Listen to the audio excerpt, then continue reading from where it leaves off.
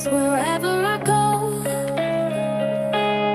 I'm trying to fight but can't take control. And no matter where I run, seems like my problems have just begun. I guess you reap what you sow. Hello, everybody. Welcome to Sound Collision Radio. I am your host, Conquest. As you can see, no guest today. Still trying to work on scheduling others to get on here and, represent themselves, tell you about themselves so you can learn about their music, their faith, same way you've learned about mine on the first podcast that I put out there. I wanted to still get something out to you guys. And this one, let's call it Faith Talk. I came across a video, doing what most of us do, and that's scrolling social media.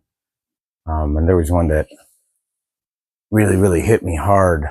And I wanted to share it with you guys. So, I'm just going to go ahead and go right forward with it and, let you guys watch it. And then we're going to talk about it a little bit. All right, let's get it going. You'll probably never see this, but I heard this poem today in church and thought that it would be dope for your pod. Carson. It is dope for the pod, so I'm about to read it, okay? It's a little long, so stick in there with us. Don't fall asleep. Pay attention. This might change your life. Okay? The title of the poem is called Holes, okay? And this is how it goes. I had been in that hole for a very long time, in the dark and in the damp, in the cold and in the slime. The shaft was above me, I could see it quite clear, but there was no way I could ever reach it from here, nor could I remember the world way up there. So I lost all my hope and gave into despair. I knew nothing but darkness, the floor and the walls. Then off in the distance I heard someone call, "Get up, get ready, there's nothing the matter. Take rocks and old sticks and build up a fine ladder." This had never occurred to me, had not crossed my mind, but I started to stack all the stones I could find. When I ran out of stones, then old sticks were my goal. For one way or another, I'd get out of this hole. So I soon had a ladder that was sturdy and tall, and I thought, I'll soon leave this place once and for all. I climbed up my ladder, it was no easy chore, for from lifting these boulders, my shoulders were sore. I climbed up my ladder, but soon had to stop, for my ladder stopped short, some 10 feet from the top. I climbed back down my ladder and started to cry. I'd done all I could do, I gave my best try, and in spite of my work in this hole I must die. And all I could do was sit and think, why? Was my ladder too short, or my hole much too deep? Then from way up high came a voice, "Do not weep." And the faith, hope, and love entered my chest, as the voice said to me that I had done my best. He said, "You've worked hard, your labor's been rough, but the ladder you've built is at last tall enough. Do not despair, you have reason to hope. Just climb up your ladder, I'll throw down my rope." I climbed up the ladder, then climbed up the cord. When I got to the top, there stood the Lord. I couldn't be happier, my struggle was done. I blinked in the brightness that came from the sun. I fell to the ground, his feet did I kiss. I cried, "What can I do to repay thee for this?" Then he looked all around him. There were holes in the ground, they had people inside, and were seen all around. There were thousands of holes that were damp, dark, and deep. Then the Lord turned to me, and he said, "Feed my sheep." Then he went on his way to help other lost souls, and I got right down to work, calling down to the holes, "Get up, get ready, there's nothing the matter. Take rocks and old sticks, and build up a fine ladder." It was now my turn to spread the good word, the most glorious message that man ever heard.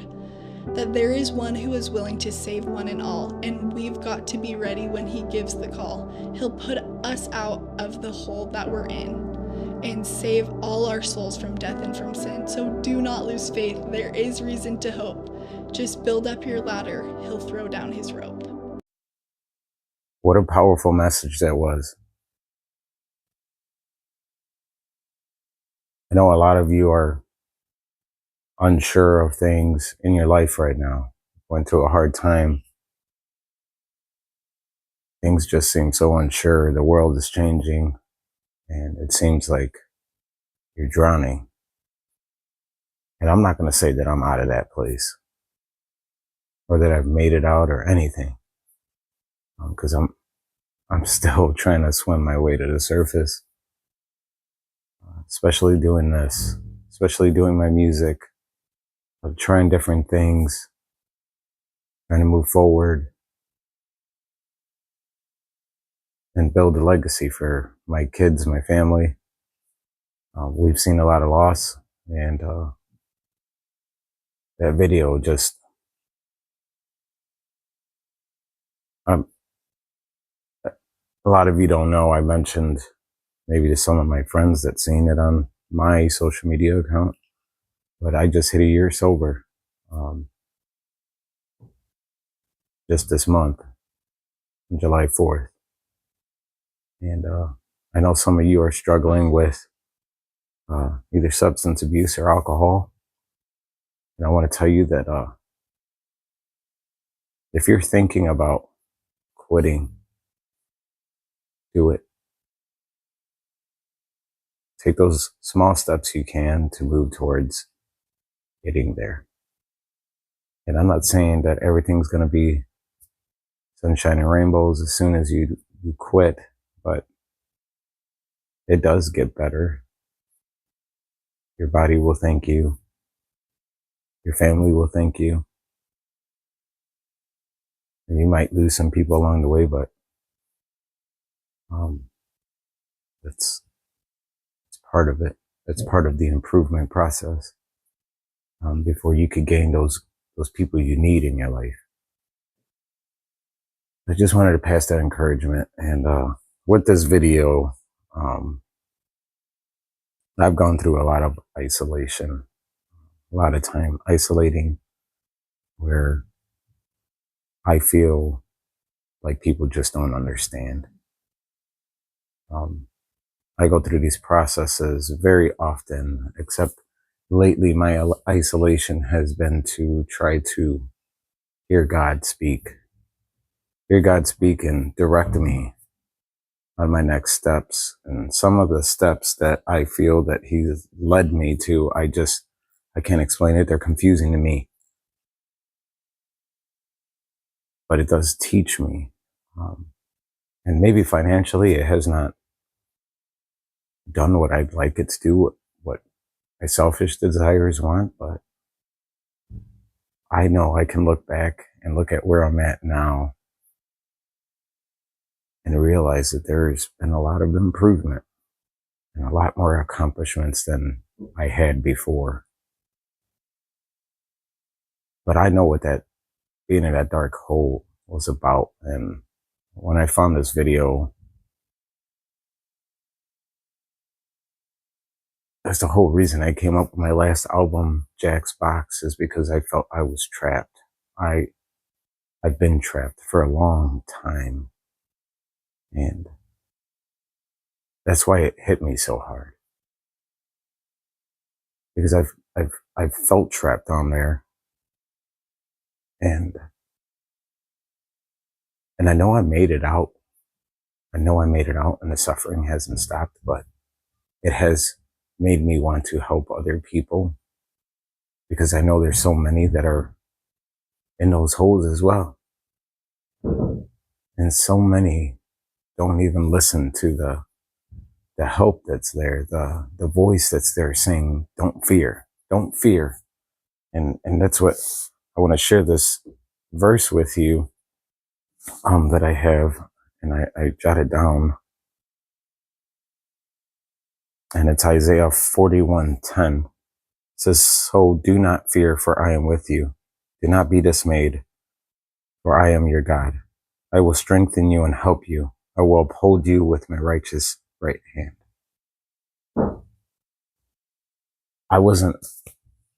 If you heard the last podcast with Charlie Haley, him and I worked together for, a few years, and he always tried to talk to me about God, and I ignored it.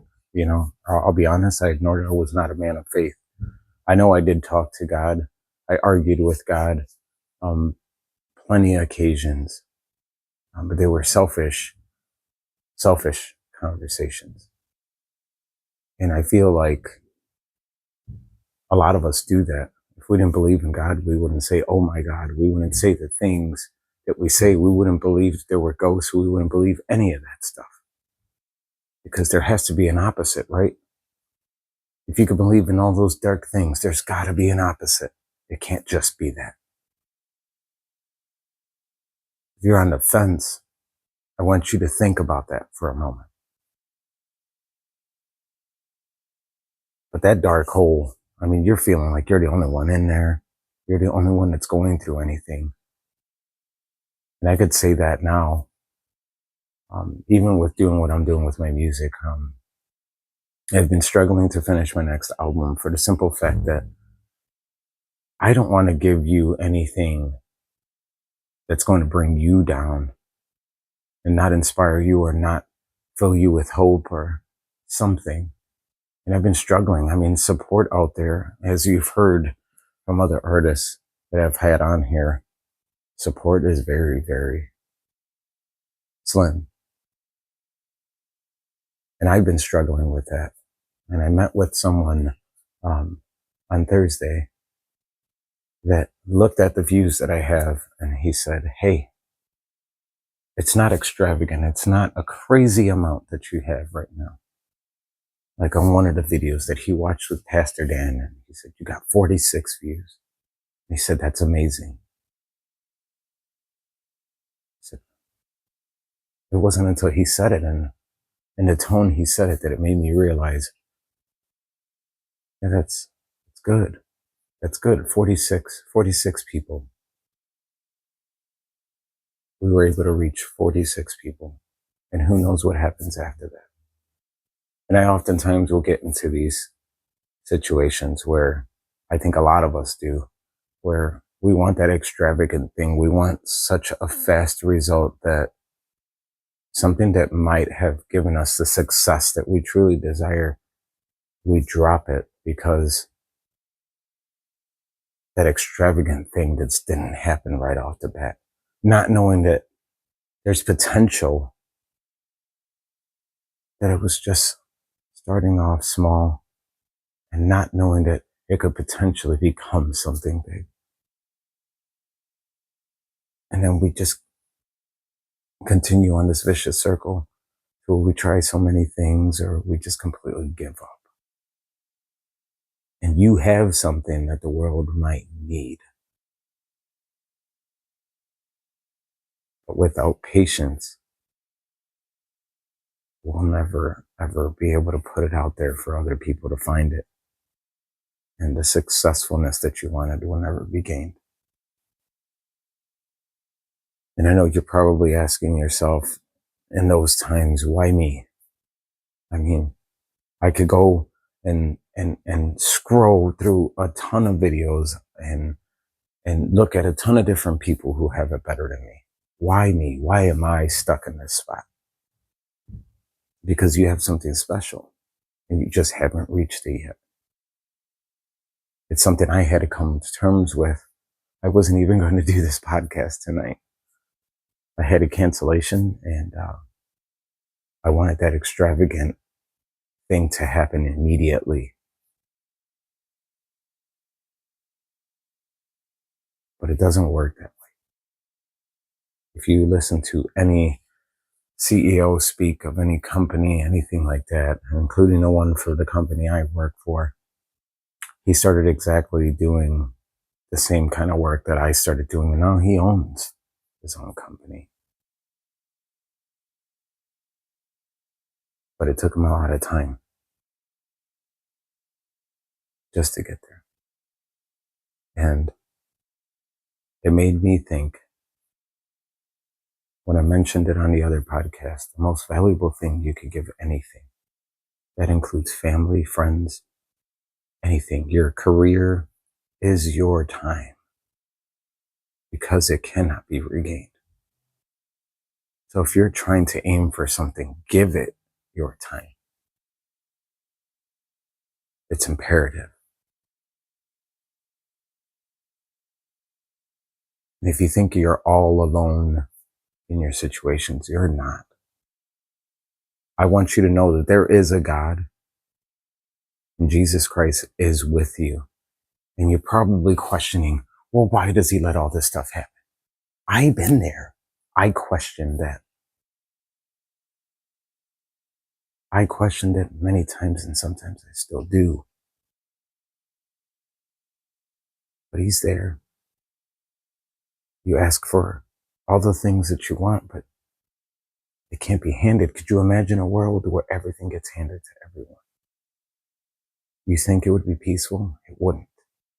It would not, because there would always be a desire to have more.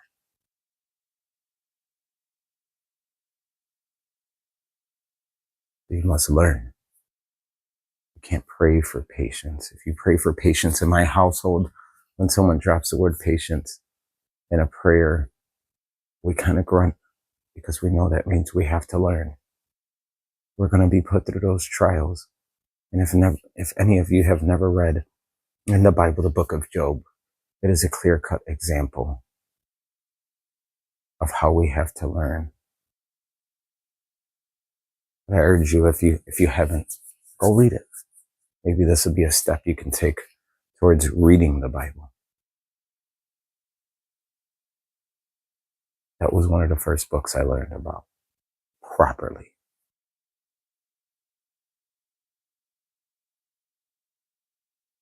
Just know you're not alone. And isolation is a huge topic for me, simply because it's so easy to tell others not to isolate, and so easy for people to tell you not to isolate.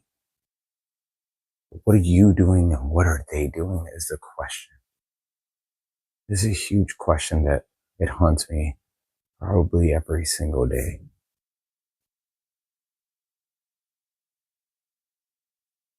If you're not making the attempts on either side, don't expect the isolation to stop. Pray. Talk to God. Ask for signs. Don't be afraid to ask for things. And I know if you feel like me, I went through a long period of time not asking for anything. I would pray and think. I would pray and think for my meals, for the things that I do already have. And I just didn't want to ask because I was like, am I begging? Am I being a beggar? I don't want to be like everybody else and just keep asking for things. If you feel that way, then talk to him more. Talk to him more. Get to know him. Let him answer you. And there's a joke out there that if you talk to yourself, you know you're in trouble when you start to answer yourself. When you're praying, or if you're asking God for things, he might send you signs that tells you to not purchase something, not go a certain direction. There's signs that we miss all the time. Well, let me tell you, when you listen to your own selfish desires, you might not be speaking it out loud, but you're answering yourself.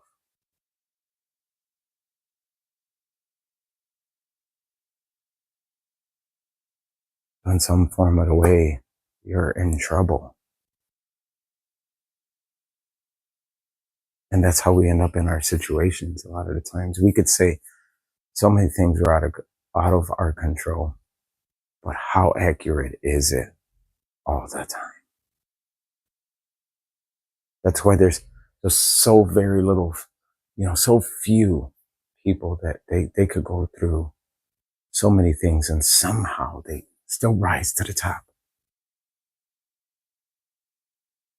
Still rise to the top. Why do you think that is? It's because of how they handled things, the decisions they made, and where they chose to put their time. That's what made the difference.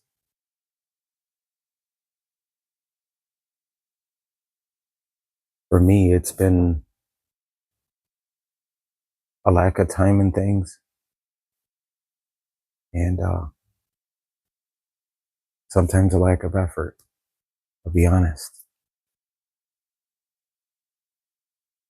But I haven't given up, and I suggest that you don't either. Because It's a learning process,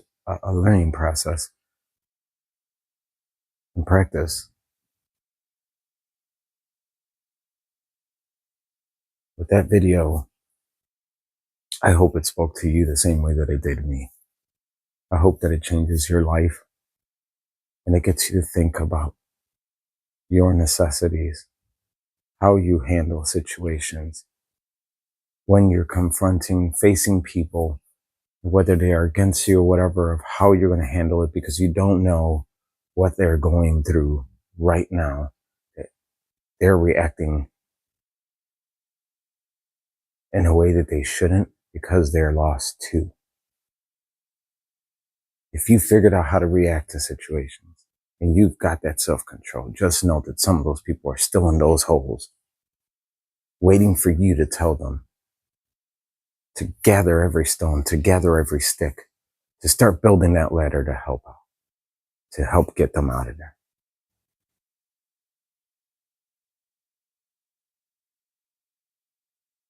And all it takes is completely free, is to be kind, be helpful, and to serve like we are called to do. And a lot of you may see this video, you might see other ones, you might scroll across things. There is so much out there just trying to push you away from the peace that you could have.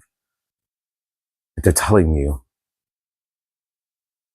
that being a Christian is a cult, that you shouldn't believe in, and showing hypocrites out there and everything, trying to just push you away. Why do you think that is? You think it really is a cult?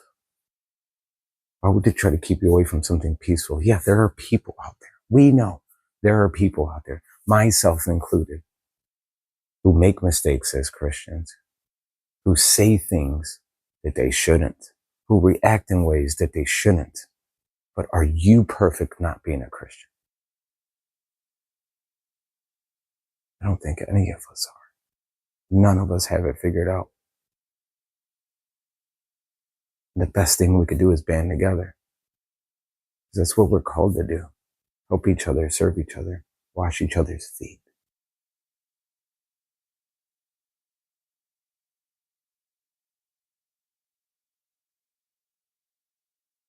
If you're on the fence,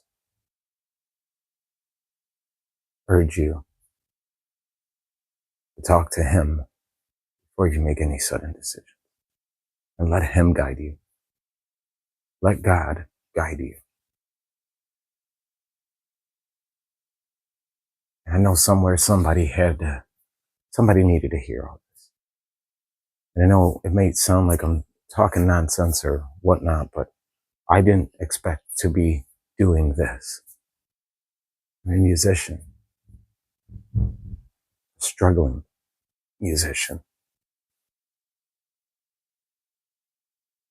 And here I am.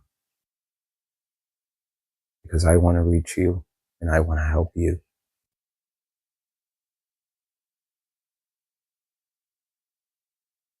And I pray that this reaches somebody who needs it desperately, and that this fills you with hope. You're not done. You're not washed up. It's not over till he says it's over. God bless you guys. You have a wonderful rest of the weekend. And if you're looking for somewhere to go, a church to maybe hear something, be fed,